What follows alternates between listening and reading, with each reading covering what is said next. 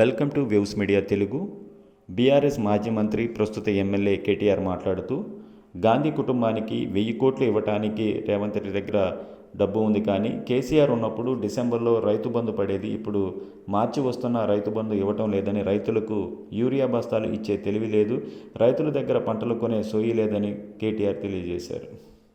రైతు బంధుకు సంబంధించిన చర్చ లేదు, ఎన్నికకు సంబంధించిన చర్చ లేదు. అందరూ ఎక్స్పెక్ట్. విచిత్రం ఏమంటే ఈరోజు రాష్ట్రంలో పరిస్థితి ఏమంటే రాహుల్ గాంధీకి గాంధీ కుటుంబానికి ఈయనకి 1000 కోట్లు ఉన్నాయట ముఖ్యమంత్రి కాడ.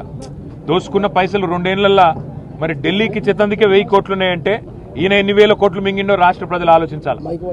వేల కోట్లు మింగడానికేమో రేవంత్ రెడ్డికి 2 ఏళ్లలో చాలా టైం దొరికింది, దోపిడీ బ్రహ్మాండంగా చేస్తా ఉన్నారు. కానీ రైతులకి డిసెంబర్లో పడేది రైతు బంధు కేసీఆర్ ఉంటే ఇవాళ మార్చి దగ్గర పడ్డది.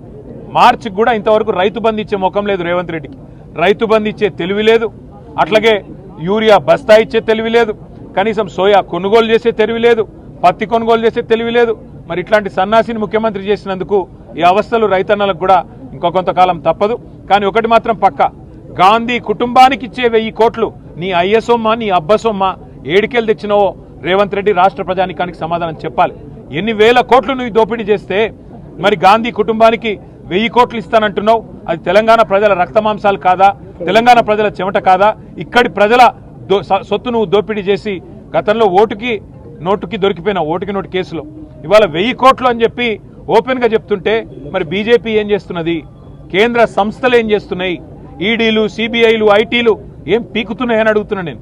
ఏం చేస్తున్నారు మీరు? ఇంత ఓపెన్ గా ముఖ్యమంత్రి బాహటంగా గాంధీ కుటుంబానికి 1000 కోట్లైనా సరే తెలంగాణ నుంచి నేను ఇస్తా అంటుంటే బీజేపీ ఏం చేస్తున్నది? మీ ప్రధానమంత్రి చెప్పిండు కదా ఆర్ఆర్ ట్యాక్స్ వసూలు చేస్తున్నాడని. ఎందుకు చర్య తీసుకుంటలేరు? ఎందుకు రేవంత్ రెడ్డిని, ఎందుకు కాంగ్రెస్ ప్రభుత్వ అవినీతిని బీజేపీ ఒక రక్షణ కవచంలాగా కాపాడుతున్నదో సమాధానం చెప్పాలని చెప్పి కూడా మేము డిమాండ్ చేస్తా ఉన్నాం. Thank you.